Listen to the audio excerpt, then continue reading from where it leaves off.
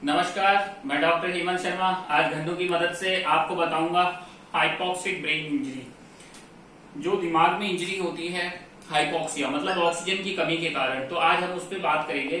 तो पहले गन्नू हमारी इसमें हेल्प करेंगे, तो आप अपना इंट्रोडक्शन दो। My name is Gannu Sharma.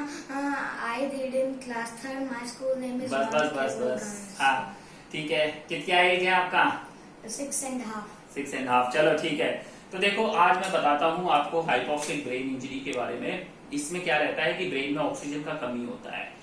अगर आपको भी ऐसा इंजरी हुआ है तो आप व्हाट्सएप नंबर मेरा डिस्क्रिप्शन में रहेगा, उस पर जाके अपना अपॉइंटमेंट बुक करें, डायरेक्ट कॉल ना करें, ठीक है। तो अब हम गन्नू से समझते। देखिए, ये पूरा जो खोपड़ी है, ये जो इधर का हिस्सा है, ये है सेरिबेलम, ठीक है। और ये जो नीचे का है, यहाँ पे आता है pons midbrain, pons medulla, ठीक है, ये इधर से आता है। तो हाइपोक्सिक ब्रेन इंजरी के अंदर हम आपको बताना चाहेंगे क्या होता है कि ब्रेन में ब्लड फ्लो का कम होना या ऑक्सीजन लेवल कम हो जाना, ठीक है।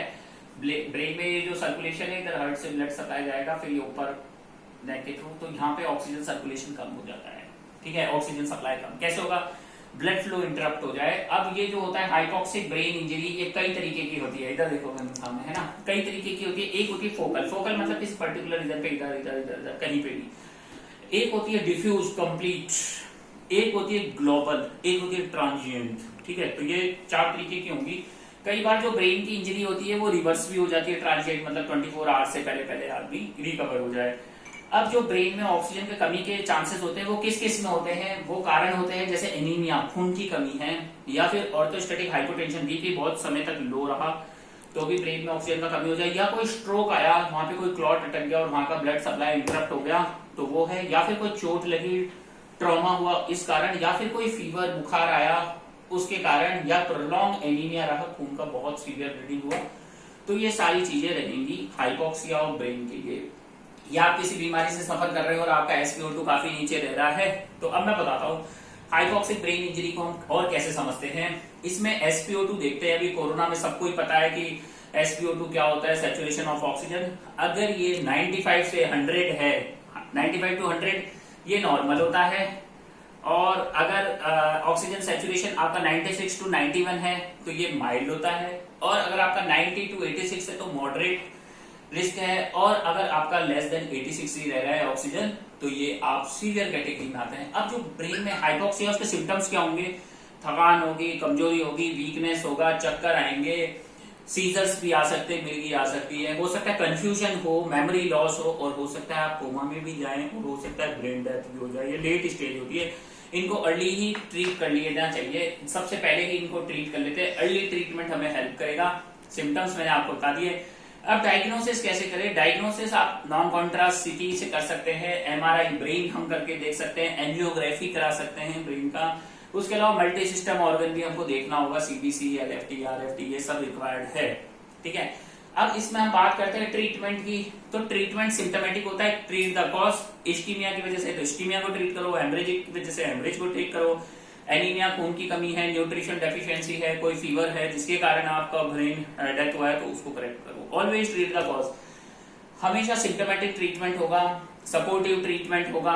उसके अलावा और हम इसमें क्या कर सकते हैं और गन्नू? तो इसमें हम और ये भी कर सकते हैं कि सिम्टोमेटिक ट्रीटमेंट और कॉज को ट्रीट करेंगे, ठीक है। अब बात करते हैं क्या क्या दवाइयां देते हैं। भाई मैंने स्ट्रोक पे बता रखा है, स्ट्रोक की वजह से तो स्ट्रोक को ट्रीट करो आप। स्ट्रोक को ट्रीट करने का अलग फंडा होता है। कोई फिब्रिलेशन आया है, कोई कार्डियक एनोमली से है तो उनको करेक्ट करते हैं। अब हम बात करते हैं इसका प्रोग्नोसिस की। प्रोग्नोसिस मतलब ये कैसे ठीक किया जाए हाइपोक्सिक ब्रेन इंजरी, मतलब कितना जल्दी इसका आउटकम क्या होगा। देखो 6 महीने के अंदर मैक्सिमम रिकवरी आ जाती है। इसमें 1 साल में भी रिकवरी का चांस रहता है, उसके बाद धीरे धीरे रिकवरी आती है। तो इमीडिएट एक्शन लें, ये एक इमरजेंसी है, डिले नहीं करें, वेट नहीं करना है और इस पर तुरंत एक्शन ले लेना है।